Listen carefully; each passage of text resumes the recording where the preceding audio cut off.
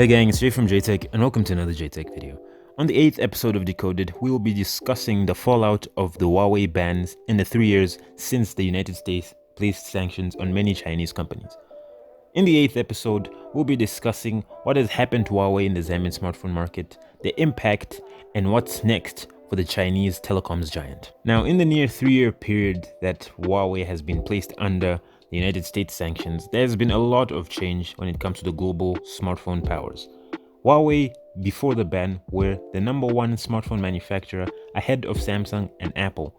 And if you look at them today, they're almost all the way back in 5th, which is such a sad state.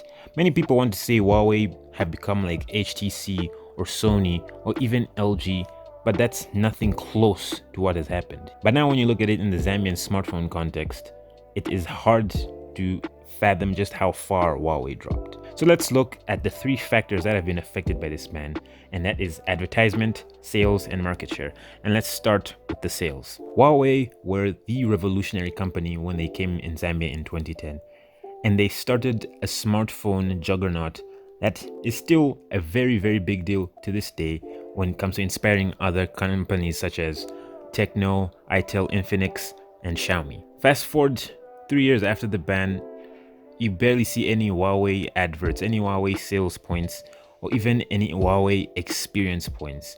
There's no showrooming, so not many people know how a Huawei phone operates out the box. And it's even so disheartening to see many of the retail partners that Huawei worked with in Zambia not ship a good number of these phones. Whenever I go into many of these smartphone retail stores, I barely ever see a Huawei phone, let alone an Honor phone.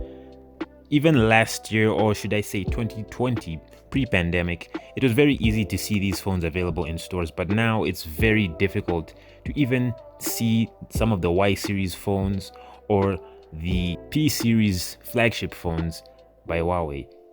So for me to come out and recommend why you should get something like the Huawei P50 or the P50 Pro or even the Mate 40, it's so disheartening because these phones are fantastic on their own, but it's just that little thing called GMS that's very difficult. Of course, there are Huawei loyalists in Zambia that still swear by using Huawei or Honor phones, and they cannot see anything past that.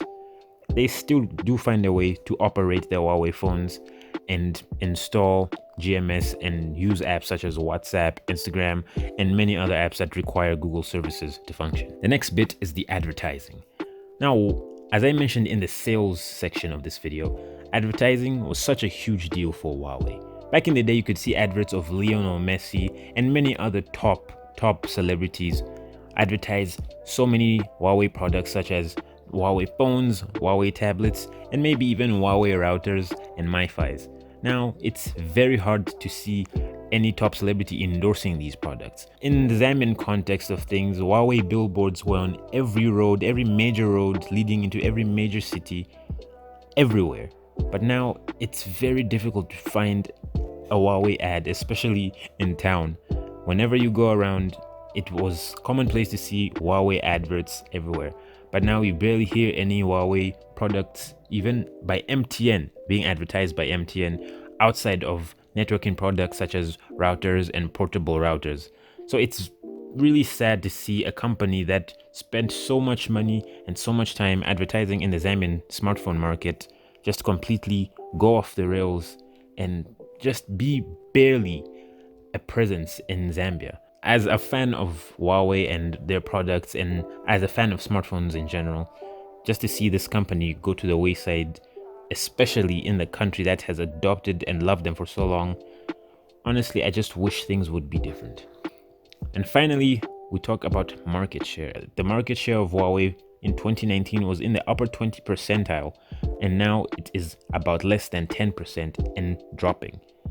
This was a company that really truly innovated and started a revolution in Zambia. And now to see it having less sales than the likes of the Transsion Trio and even Xiaomi and possibly even Oppo as it stands, it's quite disheartening. Many people around me have always said, what do you think about the Huawei situation? Why is their market share dropping? It's because it's a simple fact. Just like how Blackberries faded from existence back in the middle 2010s, Huawei is going through the same thing. They do not have the one most important service that many people love in smartphones, and that is the Google services. Like I said, there is a very tiny niche of specific users that are willing to buy a Huawei phone and are willing to invest in the Huawei ecosystem by sideloading GMS and making sure that their apps work well with Google certification. But for the regular people out there, they would rather look elsewhere, to the Transient trio, to Samsung Galaxy smartphones, to iPhones, and to even Xiaomi phones. And so, to conclude the effects of the Huawei ban on the Zambian smartphone market, it's safe to say that it's going to be a long road till Huawei fully recovers.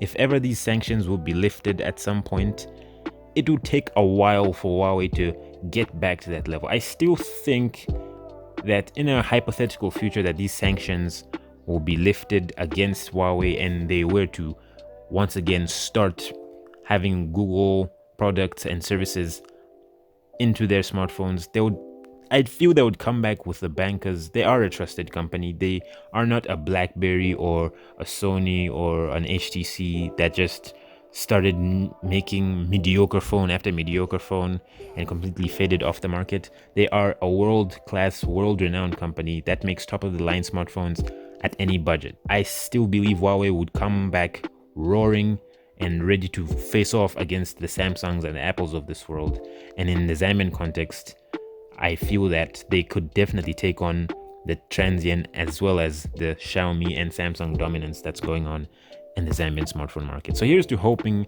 that down the line these sanctions are lifted and I can get back to recommending these wonderful devices by this incredible tech giant known as Huawei. So that's the end of this Decoded episode, guys. Let me know in the comment section down below, are you still using a Huawei phone? Would you still recommend using a Huawei phone despite the lack of GMS services? Do you use microG in order to access some of these Google services? Let me know in the comment section down below.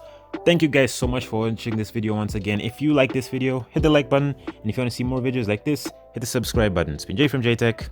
Talk to you guys next time.